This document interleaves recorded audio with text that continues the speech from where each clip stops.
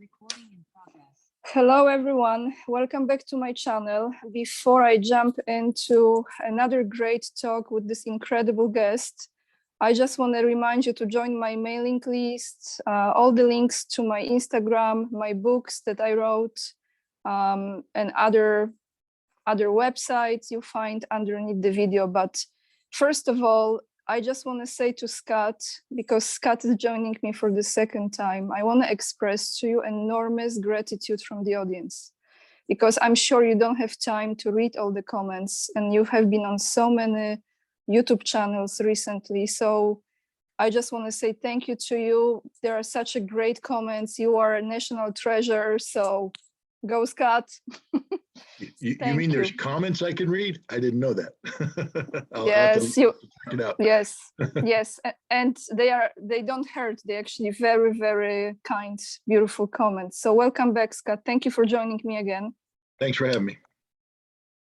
I want to start with something very different, and I know this will surprise people, but I am so curious about this, and I really have to ask because it's urging within me, this question. And then we go into Ukraine and subjects related to that. So as I was doing some research in the last 2 years, I came across those two technologies that have been used, the looking glass and the Alice computer.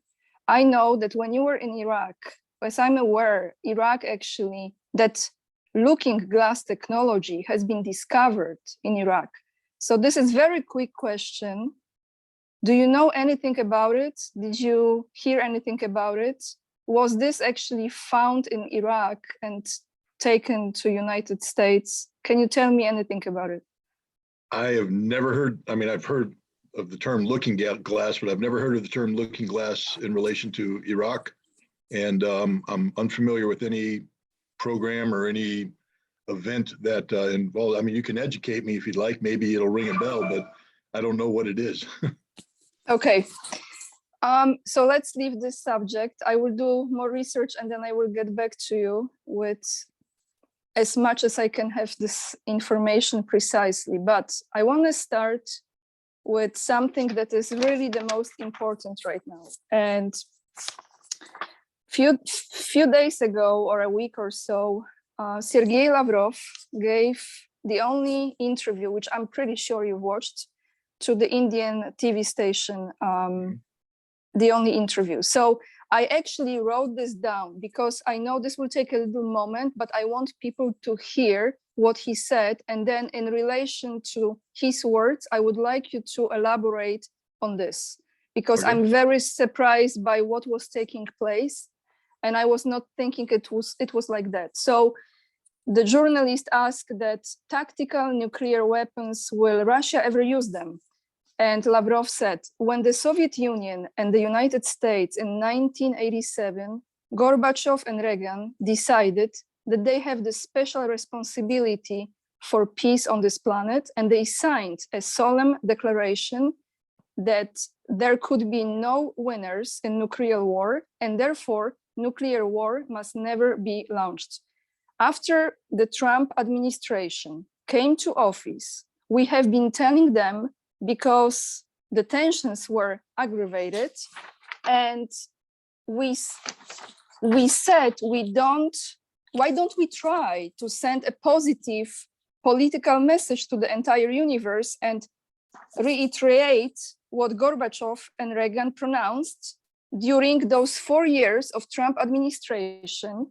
They refused to do so, but we were encouraged. And when President Biden was inaugurated, 5 days after his inauguration, and we have repeated this offer, he first agreed to extend and start the treaty without any preconditions, which Trump administration was not ready to do so. And so in June 2021, when they met with President Putin in Geneva, they've issued this declaration on our/Russian initiative. This declaration was issued. I'm sorry for the long intro, but this is very important quote, because when I was listening to him several times, Scott, I said, wait a second. I was, for some reason, deeply convinced that Trump administration was collaborating with Russia as far as this very crucial, important topic of the future of humanity, but it looks like they didn't. And now we have Biden, which we will get into him. What is this, Scott? Can you tell me, what is this? Well, sure. Well, let's start at the fundamentals. As Lavrov said, there was 1987 was a very critical year. 1986, 1987 were very critical years in the development of the relationship between the United States and the Soviet Union, which later became Russia. Those were the years when I think both of our nations, the United States, my country, and the Soviet Union, matured greatly with the realization that nuclear war was a one-way ticket to hell. That to continue, because today I think people have been spoiled by the lack of emphasis that daily nuclear annihilation plays in our existence. Back in the 1980s, we woke up every morning convinced that the world could very well end right now. The Cold War was raging. We had massive military formations on, lining up on the West German border. These were nuclear armed. Both sides had doctrines that allowed for the early use of nuclear weapons and the immediate escalation ladder, we called it, that would almost instantaneously lead to general nuclear war. That is, thousands of missiles being launched against each other and the rest of the world, because we don't play around. We don't play favorites. When it's time to end the world, we end the world, and it's all gone. And these two leaders, came to the realization that, and from different directions, to be honest. Reagan came from the direction of a mentality that said the United States must always be supreme in the nuclear environment. Therefore, we must always have a nuclear advantage. We signed a very important treaty with the Soviet Union back in 1972 called the Anti-Ballistic Missile Treaty. And what came out of the Anti-Ballistic Missile Treaty was the precursor to what we're talking about, a realization that you cannot win a nuclear war. See, the whole idea of ballistic missile defense is that we can build enough missile interceptors that we can shoot down enough of their missiles so that we gain an advantage, so that if they fire 5,000, maybe only 400 will hit. Well, guess what? 400 will destroy America just as much as 5,000. It was a stupid premise. And the other thing is, the missiles don't work. Once you spend billions of dollars to produce a missile, you're building a missile to shoot a missile that already exists, while the other side is looking at you saying, what if we, instead of having a missile with one warhead, we come in with 10 warheads and we put in 20 decoys? So now this missile interceptor, you have to build not just 10 more for the warheads, but 30 and then maybe 50, because some are going to work. So for every missile, people went, this is insane. So rather than get involved in this ludicrous arm race, which was just creating more and more missiles with greater capacity to kill, they said, no missile defense. You can put one up next to your capital if you want you to feel good for political reasons, because nuclear weapons is very political, very political. And so they said, okay, the U.S. can build one. We decided to put it up against our missile bases. We were going to protect our bases. We don't care about the people, apparently. And the Russians said they're going to put theirs by Moscow. But both of them don't matter because none of them will work. The concept that came out of this was mutually assured destruction, meaning that if there's going to be nuclear war, both sides assure the other, you will be destroyed. There's nothing you can do to change this. So let's not get involved in a nuclear war. But unfortunately, the 1972 treaty led to a period of relations called détente, where we were actually talking with each other, working with each other. We had strategic arm limitation talks, not reduction. It was just to limit the size. But then 1979, 1980 came along, the Soviet invasion of Afghanistan, relations deteriorated. Ronald Reagan came in on a right-wing, we hate commie momentum. And he said, no, let's flip the script, man. We're going to get strategic defense initiatives, Star Wars. We're going to shoot down their missiles, and we're going to build bigger and better missiles so we can take them all out. We can win a nuclear war. And the Soviets were like, whoa, what happened to, we don't want to win a nuclear war. Nobody can win a nuclear war. And it was a big problem. Ronald Reagan, a lot of people don't give him credit. He was deeply religious. He wasn't religious in the way that evangelical be religious, but he had faith. And when he got shot during the attempted assassination, he was in the hospital, and he had a sort of a come to Jesus moment where he realized life is fleeting, and maybe we need to do things better. At the same time, there was a show called The Day After. It played on ABC News, big show. I remember watching it. I remember I was in college, and everybody was just like, this is very depressing, because it showed what happens in America the day after a nuclear war. Oh, and it my ain't goodness. And Reagan watched that, and he called his advisors, and he said, is this real? And they said, yeah, boss. Actually, they made it look better than it's going to be, because the movie would have been a very short movie had we told the truth. And Reagan said, well, we can't do this. This is crazy. What are we doing? You know, and the funny thing, I hate to regress, from JFK on, every American president has the exact same response when they're first briefed on what's called the PSYOP, which is the singular integrated operation plan. It's the nickname for our nuclear war plan. JFK got briefed on the PSYOP, and he came out of it, and he turned to his advisor and he said, and we call ourselves, a civilized race. He said, there's nothing civilized. What you just showed me, it was the most uncivilized thing in the world. We can't do that. Change it. And the military keeps coming back with the same plan, just built up. Every president wanted to think that they could control nuclear escalation. And the military kept coming back going, nope, you can't control it. Once you push the button, we're in charge, boss. The world will end. And they're gleeful about it because that was their job, to create nuclear weapons. Every president, Johnson, the same result. Nixon almost threw up when he was briefed on it. And this is Richard, this is Tricky Dick Nixon. And when he was briefed on it, he almost got physically ill and went, Mike, what are we doing? This is insane. We can't do this. Every president, Reagan, got briefed on it, but I think he was believing, no, we can change this, flip the script with SDI. We couldn't. SDI didn't work. But after the day after, there was an exercise called Able Archer 83.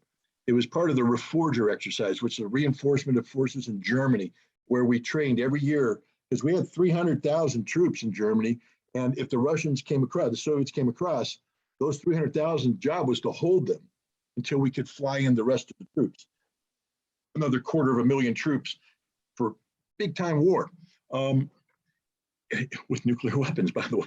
But Able Archer, one of the things they tested was nuclear, the nuclear, how NATO and the United States would issue orders for the release of nuclear weapons. Well, the Soviets were watching all this, and they had received intelligence that the United States is going to use a Reforger exercise as a cover for an actual military assault with nuclear weapons. So the Soviets are watching, going, okay, here they come. They're flying them in, they're lining them up, and they got this, my God, it's a nuclear command post exercise, and they're issuing preparation to launch orders. The Soviets went, spin them up, boys, and they got their missiles in the field, and they went on high alert, and they're ready to attack because they think we're getting ready to attack them. Fortunately, sorry, this is Reagan. This is Reagan era. Yeah, Reagan era. And so they did Able Archer 83. The CIA detected the Soviet response, and they briefed briefed Reagan on it. They said, boss, we almost went to nuclear war. He said, no, we didn't. That was a training exercise. He said, but the Soviets didn't think it was a training. They thought it was a real thing. He said, how could they? Well, boss, we kept it secret. We were using code. We were doing like it was real. And he went, nope, we're done. And he started talking with Gorbachev about getting rid of nuclear weapons. And in Reykjavik, a lot of people don't realize this, Reagan and Gorbachev actually sat down, but just the two of them, didn't have any of their advisors around. And Reagan, they were talking about disarmament with intermediate nuclear forces. And Reagan said, why don't we just get rid of them all? Get rid of them all. And Gorbachev went, I like that. But if we get rid of them all, you have to get rid of strategic defense, Star Wars. And Reagan wouldn't. And so they couldn't cut that deal. But from Reykjavik came the Intermediate Nuclear Forces Treaty, the one that in 1987, first time we ever started reducing. And INF created the base for what's called START, Strategic Arms Reduction Treaty, no longer limits. We're going to reduce. We're going to get rid of these things, bring the arsenals down. And it was the beginning of a dialogue that not just de-emphasized nuclear weapons, but was leading down the path where they were obsolete. People wouldn't even think about using them. Then the Soviet Union collapsed, and the United States, in its arrogance, said, we don't have to play this game anymore because the Russians aren't our equals anymore. We're going to assert our dominance. We're going to disregard these newfangled complex, because the key thing to a treaty is the reciprocity of it, meaning what's done to me, I'm doing to you, and we're doing it for mutual benefit. But when the Soviet Union collapsed, what you had was a very weakened Russia. And there was no way because understand that when Reagan signed the INF treaty, he had people resign. His advisors quit because they didn't believe in disarmament. They didn't believe in nuclear arms control. They wanted America to be a dominant nuclear power. And these guys still exist. They're in the system. You call them deep state, the establishment, whatever you want to call them, they're there. And when the Soviet Union collapsed, these guys came up and said, nope, don't take advantage of this. This is a unique opportunity for the United States to take control of the strategic posture of the world with our nuclear domination. So we didn't believe in complex treaties anymore. The Russians kept saying, hey, we're ready to play this game. We want to sign this. And the United States kept delaying it. Bush didn't believe in complex treaties. He did something called SORT, which is a very simple non-treaty treaty just to pretend that arms control was going along. Obama was negotiating the START treaty, but they didn't finish it or renegotiate it. Trump brought it in, and Trump, it could have been automatically extended for 5 years, but Trump's people, these deep state guys, said no. We need to ensure that we need to weaken the Russians as much as possible. It's not about limiting this. We need to make sure this treaty is to our singular advantage. Only we benefit. In addition to this, remember that ABM treaty I talked about? Bush got out of it. And then started deploying missile defense forces forward into Europe. And the Russians are going, what are you doing? Oh, no, this is for Iran. Well, Iran doesn't have a missile that can hit Europe. And the orientation of these in Poland and Romania is towards Russia. And the Russians were saying, you're basically creating a missile shield. You're trying to create a situation that if we ever did have a nuclear war, which we both said we're not going to do, but now you're creating a situation that if we did, you can hit us first, and then whatever missiles we have that survive, you're going to shoot them down. And that eliminates our nuclear deterrence. We can't have this. And so this whole thing came up. Trump as a president was a prisoner to the politics of Russian hatred. If you 2016, just go back. This is a man who ran on a platform and said we can be friends with Russia. But then the Democrats concocted this ludicrous collusion thing that made it impossible for him to be friends with Russia, because the Democrats are saying you're only president because Russia helped you. And so if you try to be friends with Russia, that just proves that you're a tool of Russia. So Trump had to be very careful. He had to surrender a lot of initiative to these neocons. So Trump was not going to extend the START treaty. Trump was deploying these missile defenses forward, and this was very perturbing to the Russians. During the Trump time, they did what they had to do, which is, if you remember, in 2018, Putin gave a speech where he announced new nuclear weapons. And a key aspect of the speech, he went through the history. He said, you guys dropped out of the ABM treaty, the ballistic missile treaty, the defense treaty. And now you've put shields in. We kept telling you, don't do it. It's dangerous. Let's work this out. Let's come up with a new understanding. But you ignored us. You never listened to us. We said, if you do this, we're going to have to build weapons that defeat your missile shield. Now we go back to the original lunacy of the 1960s and 70s that led to the treaty to begin with. Nobody in the Americans. So Putin said, here they are, America. Here are the weapons. Are you listening now? And you know what? We were. Because we looked at those weapons and we went, oh my God, we got nothing to defend against them. And it will cost us trillions of dollars to defend against this. So that's why Biden came in, and the first thing he did is extend the START treaty, because we had to. Otherwise, we'd be in this arms race that we weren't ready to involve in. But don't think that Biden's good. That's just buying time. Biden promised that he would change the nuclear posture review. He didn't. In fact, he has made it more dangerous by creating conditions where we can use nuclear weapons preemptively in a non-nuclear environment. And he extended some of the insanity. Under Trump, we actually deployed what's called a low-yield nuclear weapon. We put it on a Trident submarine. And then we had a war game where the Secretary of Defense participated. He pushed the button to simulate the launch of this low-yield nuclear weapon against Russian forces in the Baltics. Normally, we fight against a notional enemy. We fight, Red Startanian or something like. Everybody knows who it is. But this time, they weren't playing around. They said, no, we're fighting a nuclear weapon against Russians. And the Russians are going, what are you doing? This is insanity. Yeah. And that's why Biden said, he reiterated the statement, but the same Trump doctrine's in place today. Biden didn't change it. In fact, he's expanding it. So, we live in a world gone crazy. This is why the Russians are saying, reminding everybody, we have nuclear weapons. But the other thing that Lavrov's been saying all along is we have a doctrine. And the Russians, for the first time in, I think, 1920, 1919, 1920, they published their nuclear posture. And so it lays right out what exactly their posture is.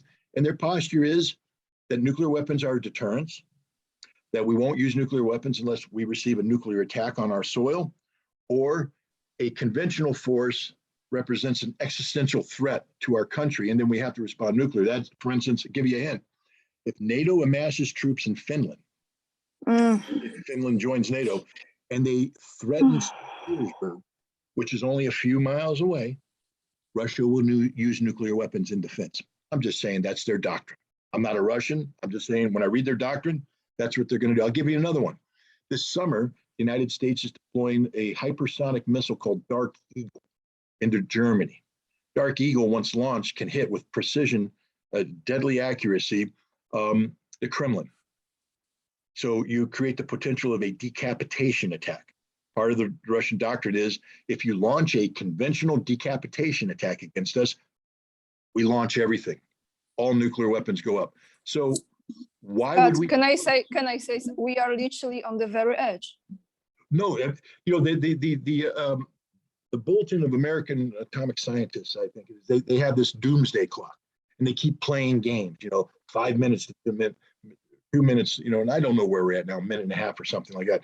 No, I'm telling you that we are 1 second away from global, and we will be as long as these weapons exist, because it doesn't take 10 minutes, 5 minutes. It takes 1 second for one person to make one mistake. And with tensions, especially around with tensions so high, all it takes is one mistake and it's over. Yes. And nobody's thinking rationally. So this is why I put such an emphasis on nuclear weapons. Do I want to scare people? Yes, I do. Because the only way you're going to get off your butts and make a phone call to your congressmen and senators and tell them stop the insanity, because that's the only way politicians will ever change this policy. If they believe that their political careers are at risk. Isn't that stupid? Don't you think they should pass the policy because they want to save mankind? No, they're doing this right now. I'll tell you why American politicians are doing this. Because they've convinced the American people that Russians are evil. They've convinced the American people that Putin is the new Hitler. They demonized Russia so much that anything negative said about Russia is accepted at face value without question. And when you paint the Russians as this big old Hitler-like boogeyman, nuclear weapons suddenly sound like a logical thing. Well, there's nothing logical about nuclear weapons. It's a two-way sword. You cannot win a nuclear war. If you use nuclear weapons, the world will end the same day the first nuclear weapon is dropped. That's a guarantee. And I don't know why we continue to play this game where we're developing new versions. We're, under Biden, we're now going to be spending $1 trillion in the next 10 years to put in new generation of nuclear weapons, which are useless. They won't win a war. They'll only guarantee that we all die. Anyways, That was a long answer to your question, but I thought. No, but I appreciate, because you're educating me on what really took place throughout the history, and where are we now, right now, with all of this. It's amazing how you said to call certain people and talk about it and bring it up, because I really wanted to ask you, one of the things I really wanted to ask you was how we, as the citizens of whatever country, because this is the human race right now we are talking, okay, how we can help. And I was thinking, actually I even wrote this down, when Kennedy gave the peace speech in 1963, and he said many great things, but he said, our problems are man-made, therefore they should be solved by men. No, and I was thinking, 100% right. like what we can do, like Scott, what as every regular person can do to how we can influence, how we can change the outcome. Well, what I would recommend is the first thing is find out who's on the Armed Services Committee and find out who's on the Nuclear Posture Review platform, on the Foreign Relations Committee of both the House and the Senate, and then threaten them with their jobs. Make it a one-issue thing. In America, we're very good with one-issue things. It's one of our strengths and one of our weaknesses as a democracy. The Second Amendment. Man, we can mobilize 1 million voters to get angry about the Second Amendment. So we're willing to do everything possible to guarantee that we can have a loaded 9mm handgun in our house. All right. I mean, I respect your right. If that's what you believe in, that's what you believe in. But why don't you have the same level of passion about preserving the world for your children? Because nuclear weapons will make sure that you don't have children, you don't have grandchildren, there will not be humans on this planet. So why can't you call up your representative and just make it as simple as possible? I saw you voted in favor of this. If you don't change your vote, I will vote against you, and I will get everybody I know to vote against you. This is a Republican and Democratic issue. We're going to vote you out of office. You will no longer be a politician. That's a 100% guarantee. Senator, see you're up for re-election this year. Change your vote right now.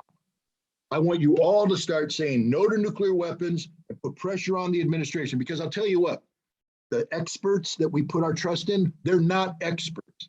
They're not experts. If they were experts, they would be wanting to get rid of nuclear weapons.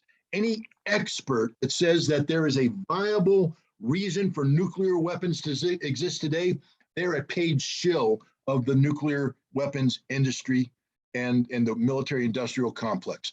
Because no sane human being can look at what we're doing and say, there's a logic to this. Because the logic is death. And it's not the death of a few people, it's the death of all people. So this is an issue, and people, again, I don't want to get political here, but people get spun up about abortion and the rights of children. Great. If you truly believe in the rights of children, get rid of nuclear weapons, because abortion's only killing 1 million people. Nuclear weapons will kill everybody. They're all going to die. You're going to die. Everybody's going to die, because that's the reality. You can't win it. This is why the Russians kept going back to the United States and the other nuclear powers saying, hey, please just remind us one more time that you agree with that statement. And it was a Russian initiative. It wasn't like the United States, Great Britain, France were rushing to say this. They were comfortable with their own law. And the Russians went, hey, time out. Before we move on to, this other stuff we're going to be doing, I want you to commit that nuclear war cannot be won and should not be fought. Is everybody on the same page? Good, because we're now going to test you in a way that, because you guys also wouldn't listen to us about the expansion of NATO, about European security. So now we're going to deal with some very tough issues, but we want to make sure that you guys understand that a nuclear war cannot be fought, cannot be won. And yet now we have NATO talking about nuclear war. I mean, show you the insanity. F-35A fighter is a dual-use capable fighter. Did you know that NATO has a policy that non-nuclear states will use nuclear weapons in case of a war? You know that Germany is a non-nuclear state, but Germany had Tornado fighters whose sole mission was to drop nuclear bombs on Russia. The Finns who want to join NATO are buying 66 F-35As. That means the Finns now become a nuclear power, even though they're a non-nuclear state. This is the insanity of NATO. Yes. NATO is truly an insane organization that has embraced nuclear deterrence. Hasn't NATO learned that they cannot deter Russia when Russia has legitimate national security interests at stake, just like Russia can't deter any nation that has a legitimate national security interest? If Russia was threatening Poland or Germany, there's nothing Russia could do to deter that because it's an existential question. And those nations will do whatever it takes to survive. Russia is confronted with an existential question of its national survival by the extension of NATO. That's why Russia is doing what it's doing. But if you start to play games by saying, oh, Finland will become, we're going to clear their fighters to use nuclear. We just cleared Poland. Poland now is cleared to use nuclear weapons. Isn't that crazy? And now Poland wants to get rid of the nuclear weapons in Germany and put them on Polish soil. So they're that much closer to the Russians. Let me give you any Polish people listening. I don't know if you have any Polish people listening. It's a suicide pill. If you put the B-61 bombs on your soil, you guarantee that the very first nuclear weapons that hit will hit the B-61 bombers, all the fighter bases where the fighter planes are. Scott, what are they doing? What are they doing? The power game by people who, I can't say just men anymore because, man, some of these Secretary of Defenses, Minister of Defenses are women. It's humanity and hubris. You bring the two together where people think they actually are more powerful and more clever than they are. Life is simple and life is fragile. And if you forget this, that the key to life is simplicity and to respect the fragility of human life. The second you start playing intellectual games where you think because you sat in a room with people who are educated at Harvard, Sorbonne, and Oxford, and that you're smarter than everybody else, and that the world revolves around you, and only the genius thoughts that come out of this room will control the world, the world's over. Because you know what? The worker in Lvov doesn't care. The worker in Warsaw doesn't care. The worker in Pittsburgh doesn't care. They're not impressed with your degrees. They're not impressed with anything. They just know they get up every morning, they go to work, they get a paycheck, try to put food on the table, put shelter over their family's head, heat in the house, and live as pleasant a life as possible. And nothing these idiot geniuses that are doing in the smoky rooms and the upper floors of these buildings is helping them. It's only hurting them. So, sorry, you got me spun up. No, don't be, no. This is very important because you got to shake up people to think. You know that I was the first weapons inspector on the ground in the Soviet Union for the INF Treaty. And that was one of the best moments of my life. And prior to that, all I wanted to do is kill Russians. All I wanted to do is kill Russians. I dreamed about killing Russians. I trained all my professional military life to close with and destroy the enemy through firepower maneuver. I studied the Russians. I tried to speak their language. I studied their history, their culture. I had great appreciation for them, but only in the concept of to know your enemy. I never viewed them as my friends. And then I spent 2 years over there working with them, getting rid of these nuclear weapons. And I realized they had the exact same dreams and fears that I have. And that this was the greatest thing I had ever done in my life, was to get rid of these weapons. And when I first traveled over to the Soviet Union from Germany, there was a shadow of fear over Europe. 1987, 1988, shadow of fear because there were nuclear weapons aimed at every single one of their cities. When I finished my job in 1990, Europe was a liberated continent. People no longer feared imminent death. People were alive and vibrant. There were still problems. We had the Balkans. That was a big problem. We had to deal with how do you absorb Eastern Europe into the European framework. Then NATO expansion, complicated things. But even during the height of NATO expansion, nobody had to fear a nuclear weapon hitting their soil because we got rid of those. I did it. The guys with me did it. The Russians did it. The Soviets did it. We did it together, and we could do it again. God, this is huge. This is huge. I mean, can you repeat this? Can you do this again? Can you get rid of it? Can you get rid of it again? Oh, I can guarantee you right now, if the political leadership existed, this could be done overnight. It could be done overnight. It's the easiest thing in the world to do is to get rid of nuclear weapons. It's the easiest thing in the world to do if you just make the decision to do it. There's nothing hard about it. It costs a little bit of money, but not as much as building them.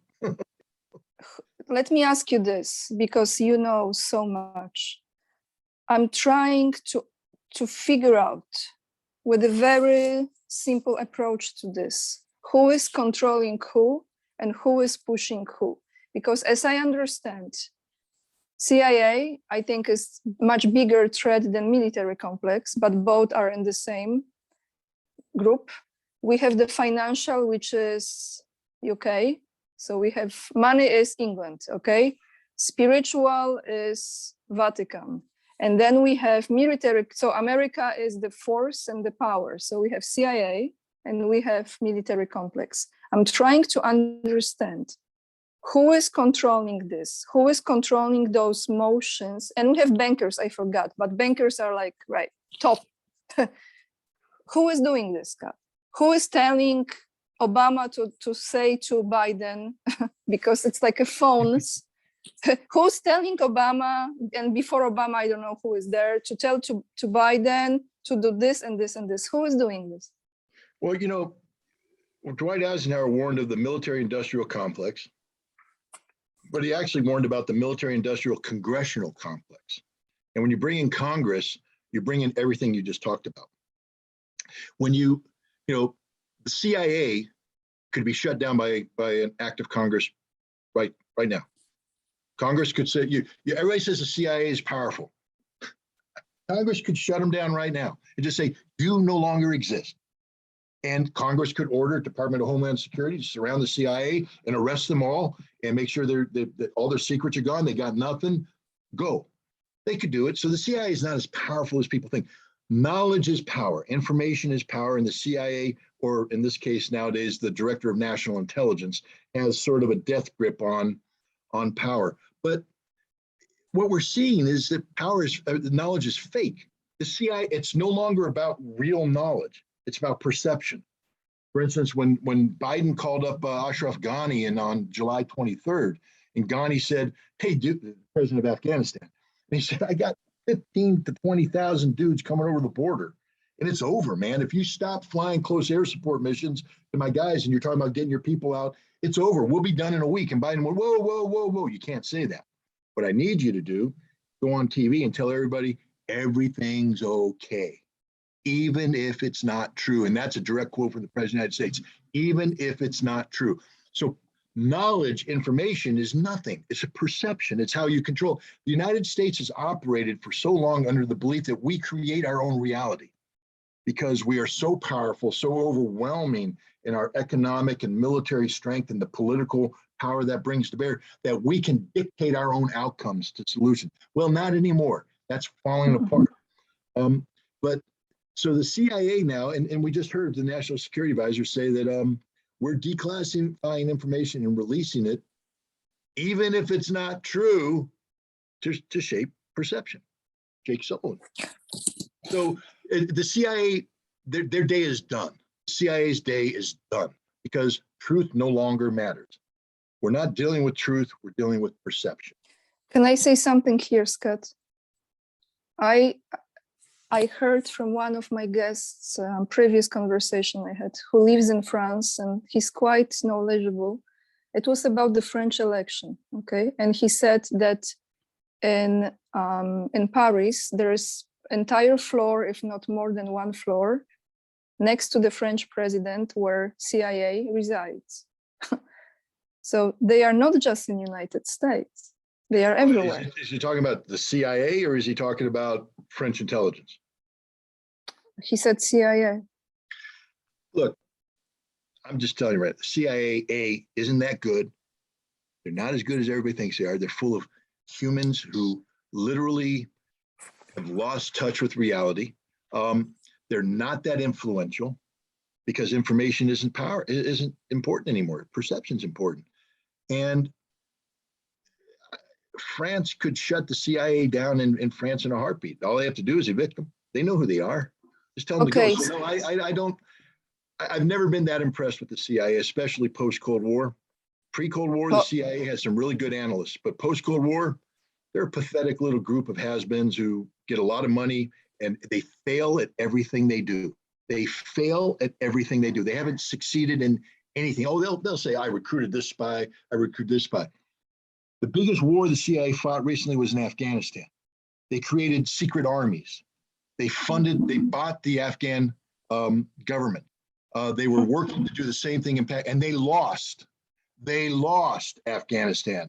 Syria, Timber Sycamore, billions of dollars of aid going in to support the anti-Islam. They lost. The CIA has lost everything they've ever tried to do because they're not that good. But the money is very important. But money, you can't buy your way out of these. We spent billions in Afghanistan, and we lost. The bottom line is, But Scott, can I say something here? Because I just don't want people to get the impression that I don't know how bad CIA is. I think it's absolutely corrupted and it's evil. I mean, I see evil. I'm not demeaning you. I'm not trying to. Yeah. No. But it's just I didn't express myself. No, but look, you can have a bad person. Yeah, but to me, one thing what they have done, and they haven't released for some reason still the documentation. They get rid of JFK, the best president US had, I think. No American president will ever declassify those documents. And you got to ask yourself why. Every American president says, even Trump, I'm going to declassify them. Well, I guess I'm not. Why? I don't know. I mean, I'm not privy. I don't know the great secret. But no, I'm not that. But remember the CIA back then in America, it was very immature country, we were a very immature agency that had more, because it was so immature, people still thought it could accomplish things. Today, the CIA, they're not a good organization. Back then, under Kennedy, people thought the CIA was part of Camelot, part of the great, America. And if they had to do bad things to get good things accomplished, we're going to let them do that. Bay of Pigs, oops. Well, they were trying to do right. The assassination of the Vietnamese leader. I mean, it was all clear back then that the CIA sucked. Excuse my language. They failed at the Bay of Pigs. They failed with the assassination of the South Vietnamese president. And they failed at the assassination of Castro. That may have had blowback. Castro may have been involved in the death of Kennedy because of the blowback to try and. We don't know. I'm not going to go down the Oliver Stone rabbit hole right here. But I agree with you that CIA was capable of doing bad things. I just think today that everybody now knows the CIA. Back then, people might have believed the CIA could do things. Today, no one has faith in the CIA. So who holds this power, Scott? I'm trying to break it down. Congress. Congress is the most evil institution on the planet. Corrupted people in Congress. A corrupted institution. It's not just the people. The institution is corrupt. There's not a single person in Congress that hasn't been corrupted by. I'll just give you an example. Let's say you elected me as Congress. You said, my God, Scott, you're a great guy. We'd like to put you in Congress. You know what's going to happen? As soon as I finish my oath, I'm going to be taken to a phone to start raising money for the next re-election. That is all they do is raise money. And the people that control their time are the people that provide the money. You think the citizens matter? They don't matter at all. They don't matter at all. And so it's all about money. It's all about special interests. Congress is a corrupt institution. And until you take the money out of Congress, you will never cure Congress. Every single person in Congress is corrupt. Every single person. I don't care if you're in love with somebody and think they're great. They're not. They're corrupt. Money has corrupted them. The American political system has corrupted them. They are all corrupt and they all make compromises. When you see what goes on behind the scenes, and I I was right there when I was trying to influence Congress about Iraqi WMD. I spent hours, days walking the hallways, knocking on doors, meeting with people. I'll give you 2 examples. I tried to get Chuck Hagel and Joe Biden to come to an agreement in 2000 to stop this mad rush to war. I went and I briefed them both, and I said, you know, you guys are making a mistake. This WMD thing's being exaggerated. There's no reason to go into Iraq. It's a fatal mistake. Both basically said the same thing, that they're not going to get ahead of their respective political parties during a presidential election year. Hagel wasn't going to get ahead of Bush, and Biden wasn't going to get ahead of Gore. And Hagel said it best: don't expect any profile and courage moments from anybody in Congress on tough issues like this, because there is no courage. They will not do the right thing. It's all about money. It's all about power. That's just a statement of fact. So, disgusting. yeah. So and the only way to reform it is to change it. But Congress, it's a self-licking ice cream cone. Congress is just going to sit there and please itself the whole time, because that's all that exists. It's not here for you. It's not here for me. It's not here for the American people. They're there for themselves. Perpetual political power. And the only way to change it is to ban political money. You have to outlaw political money, meaning that why do you think people fear? You hear this from every single person. I have good ideas, but my opponent is out fundraising me. Why does it cost $6 billion to run for office? Why? Exactly. It's the most simple thing in the world. You have an idea, you give the idea, people listen to the idea, they vote. Why do we need all this money spent? Because it's about power. Because that right there is the greatest separator. It keeps people like me and other people from running for office unless we're willing to corrupt ourselves by taking the money. You can't run for office unless you have the money. And to get the money, you have to play the game. And then when you have 2 guys playing the game, it's just a matter of who throws the most money in the pot to shoot it up there. What happened? And when that happens, it's no longer about ideas. It's about perception. It's no longer about real information. It's about perception. And that's it. So Congress is it. Congress can solve every single one of our problems right now. Congress can put pressure on the White House. Congress can stop funding nuclear weapons. Congress can do anything it wants to do, because that's why our founders made it. But the founders didn't expect Citizens United. They didn't expect the Supreme Court to say, treat a corporation like they were a citizen. They didn't expect that Congress would, not be composed of, because back in the day, you couldn't run for Congress unless you could pay for it yourself. So these were rich landowners and people of that nature. But, today it's all about corporate interests, about special interests. It's about money, who puts the money up there. And there's literally no limits. Corporations own Congress. And corporations own money. And nuclear weapons are a good business. Right. Lockheed Martin's going to make a lot of money. We're talking $1 trillion. $1 trillion. Raytheon, Lockheed Martin, all the people that get involved in this. So Scott, they all gotta go, and then this is the only way to put regular people who actually care for the country in. Yeah, but who's going to want to do it? Again, here's the other thing. You see what happens to these politicians when they run for office? Oh, you picked your nose when you were 3 years old. Well, everything's going to come out. All going to come out. Instead of saying, ain't none of us perfect, all of us has made mistakes, and if you live in a glass house, don't throw stones. Let's focus on the big ticket issue items. Can this person lead? Can this person, come up good? No. We have to play game. The whole tax thing is such a joke.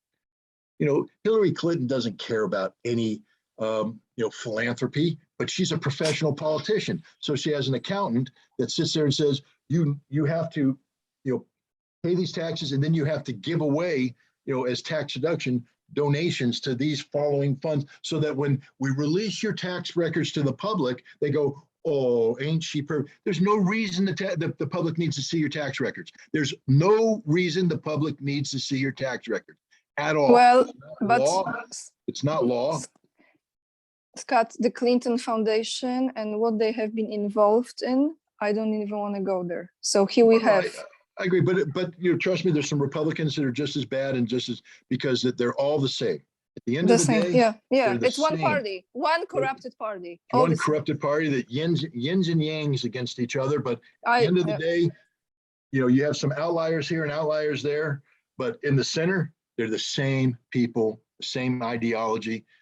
That they sit there and they pretend that they're enemies on the court, on the floor of the Senate, and they go out and get drunk with each other. So no. So let me ask you now about Ukraine. My last question. Yeah, but it's really is all connected, isn't it? No, it's all connected. No. It is. Yeah.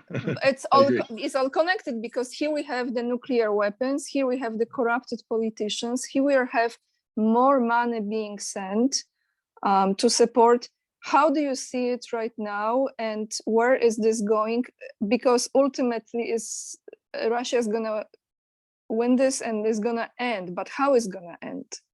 That's my question. That's $1 million. Let's start off by saying that you know, we're entering the 3rd month of a war that nobody believed would last more than a month.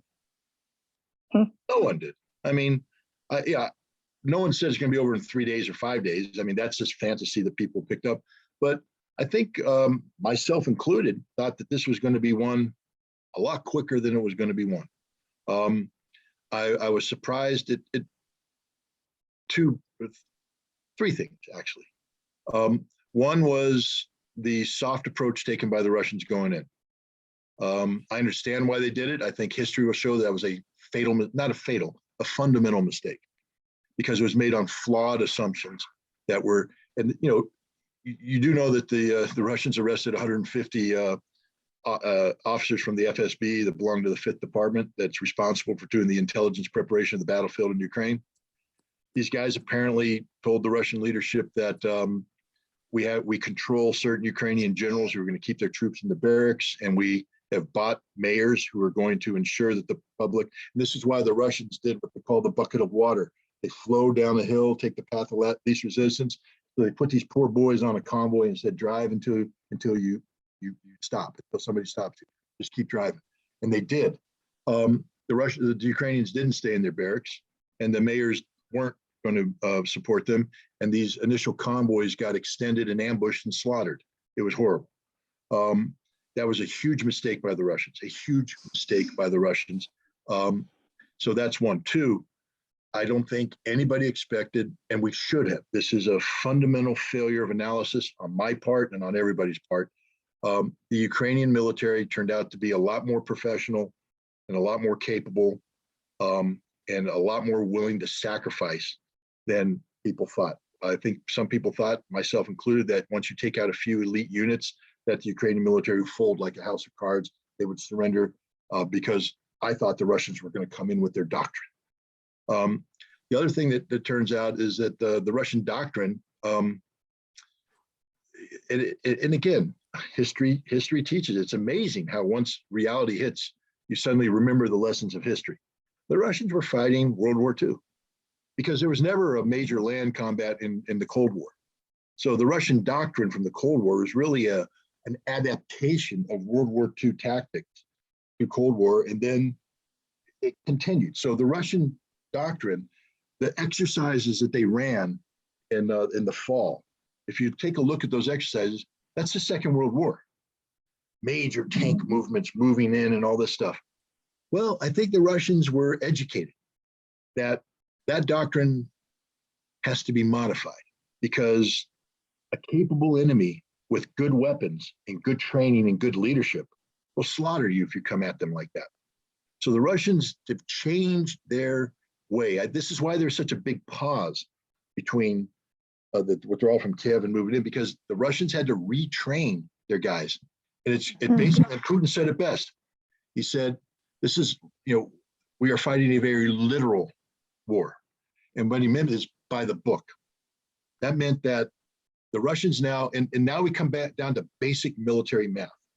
When you have two sides that are relatively equal, what happens is you get in a grinding match. You're fighting to and fro, and then one side starts to crumble and the other side gets in it. Now they can reinforce, but the idea is, it's the same thing with Napoleonic warfare. If you remember, the armies marched together in straight lines. Then they volley fired, boom, boom, boom, until one side ground the other one down, then they outflanked, they rolled it up and it was gone. That's what's happening right now. The advantage is all Russia. Ukraine has nothing left. You say, well, the West is sending them stuff. The US is sending 72 artillery pieces to replace over 1,400 that have been destroyed. The math just isn't there. The Ukrainians, even if they brought all 72 to the field, and they're not, because all of them are probably going to be destroyed on the way, but let's say all 72 miraculously made it. How long are they going to survive? Because they're up against hundreds. So they get in a fight, and let's say these are the best trained guys with the best guns, and every time they fire 72 rounds, they kill 72 Russian artillery pieces. Every time the Russians fire, because they're incompetent, they only kill 12. So 72, 12, but now it ain't 72 anymore, it's 60. 60, fire, minus 12. It ain't 60 anymore, it's 38. And eventually it's 0 and it's still hundreds over here.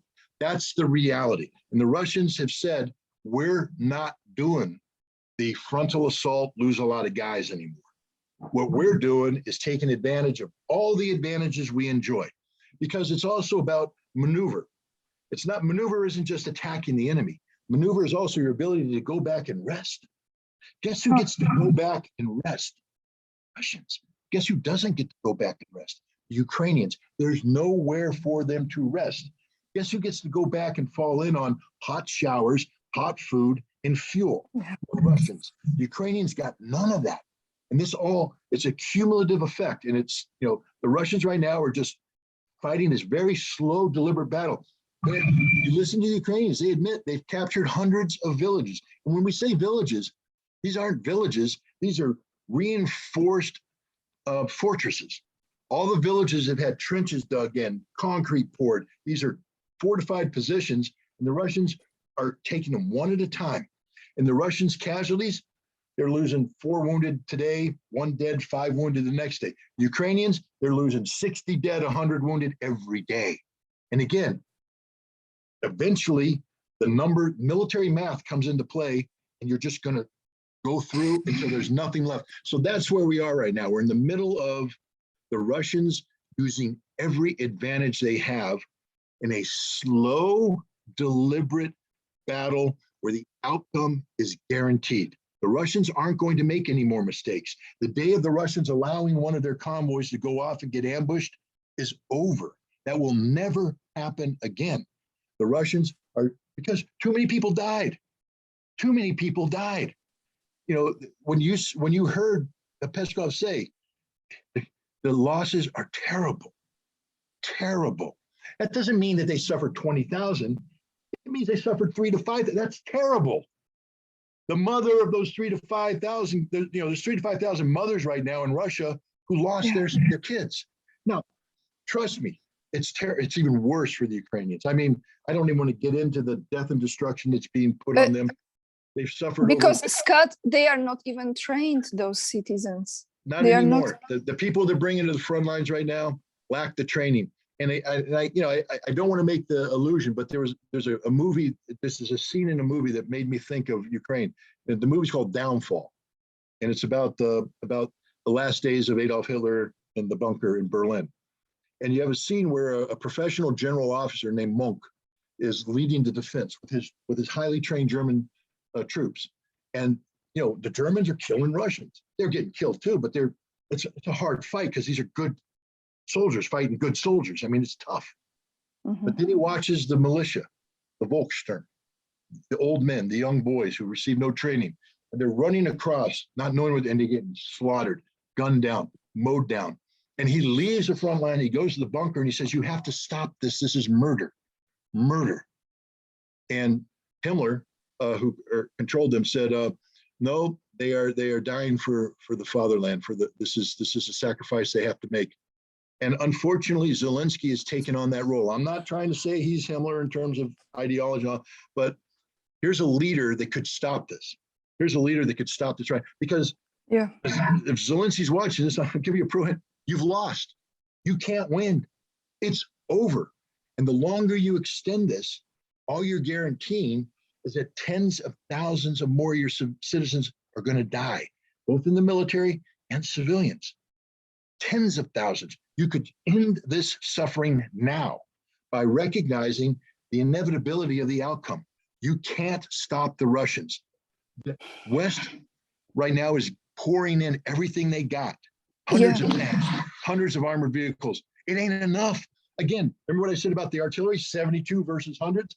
Let's say every German tank that they're providing or every Polish tank arrives at the battlefield. 150 against 1,000. And that 1,000 is backed up by artillery and aircraft and these 150 have nothing. They don't even have gas. So they're going to run out of gas. So they're all going to die.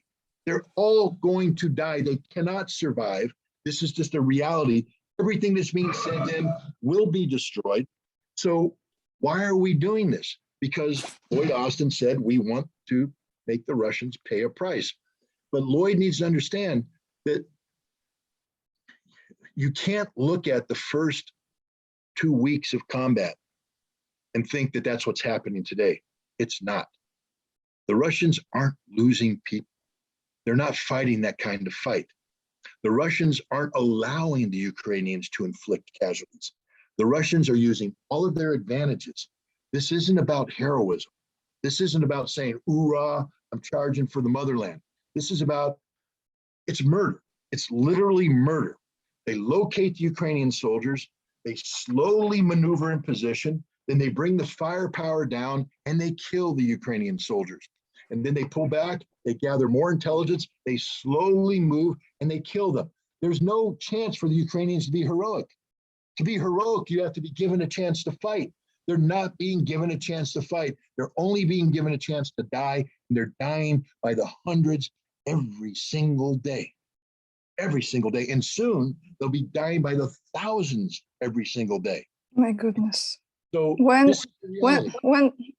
Okay, when this will end, Scott? When the Ukrainians stop sending people to die.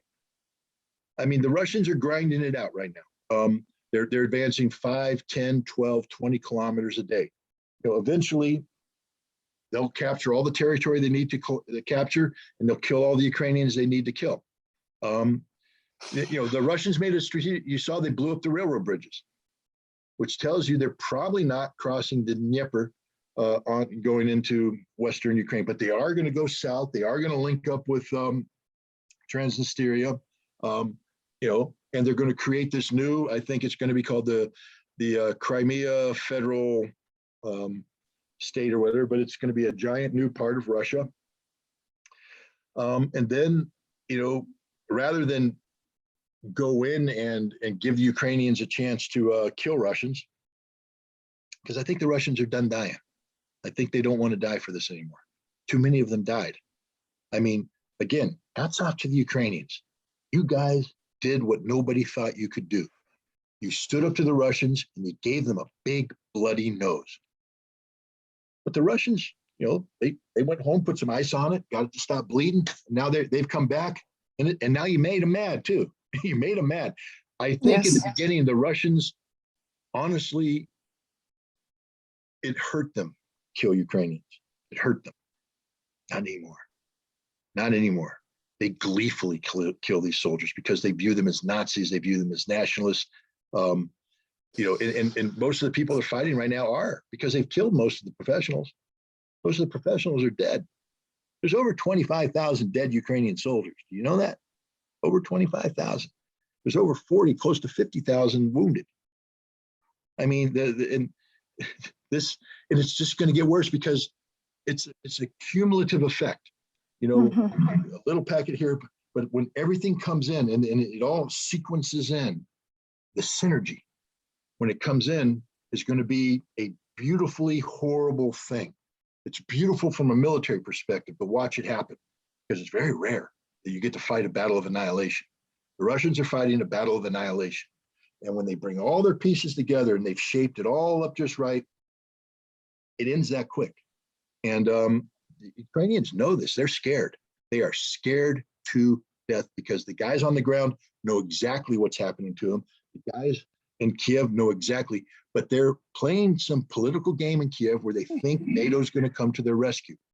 Yeah. NATO is willing to fight to the last dead Ukrainian. That's it. There won't be any NATO troops. There won't be any NATO tanks. They're giving you old equipment that doesn't work, that doesn't have fuel, doesn't have ammunition. How do you repair a tank that the Polish provided you? The Poles can't even repair that tank anymore because it's an old tank. So now you bring it in and it will break down before it even gets to the battlefield. But let's say, God forbid, it makes it to the battlefield. And you maneuver, it hasn't been trained, maintained properly, and it breaks. Now you've got 3 to 4 guys in a tank that thought they were going to have a fighting chance, and they're sitting ducks, bam, and they're dead because it happens that quick in modern war. So no, NATO should be disgusted with itself because all it's doing is condemning tens of thousands of Ukrainians to death. Now, if they're Nazis, good, sorry. But if they're not, the majority of Ukrainians aren't. They may have bought into this misguided notion of nationalism, but that'll end. There's something about total defeat that makes you realize that maybe you were back in the wrong side. But you think did with the Germans. They woke up real quick. Now, I mean, some of them didn't. Some buried it. Some kept it in their hearts. But the average German, I think the average German went, "Wow, we went down a wrong path." And if they're shown a different path, they can take that path. But my heart goes out to these Ukrainians that are refugees, that lost their homes, lost their livelihood, lost their family members. My heart breaks every time you see a mother and child. They got killed.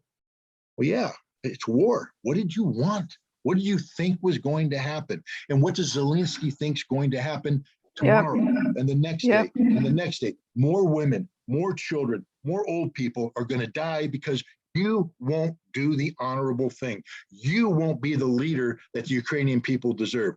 You won't stand up and say, enough is enough. This is done.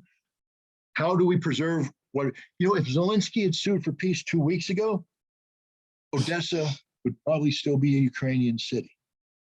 The Russians have said no. Putin said early on, he said, I'm the president of all Russian people. And he's looking at Transnistria right now, and he recognizes that if you leave those Russians abandoned, because Poland and Moldova and everybody now are looking at them, looking at solving the Transnistria problem the same way they tried to solve the Donbass problem.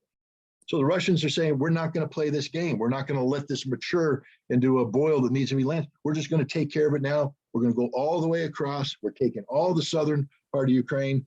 No more access to the sea. You're a pathetic little landlocked country. So sad, too bad. It didn't have to be this way if Zelensky has been a good leader. No, and I want to leave this conversation with a quote. You know what's amazing, Scott? How you took me, because I have a certain quest with understanding things. That's why I bring you on. I want to understand. I want to learn. I want to open up my mind because my heart is open, but I want to understand the moves and why. And you are actually taking, like, without knowing, through our conversation, you were taking exactly this idea I had with the questions. And I wanted to end with one of my favorite writers, Ernest Hemingway quote, because this is perfect for this. They wrote in the old days that it is sweet and fitting to die for one's country. But in modern war, there is nothing sweet and fitting in your dying. You will die like a dog for no good reason. Yep. End of story. Death is Thank you, death. Scott.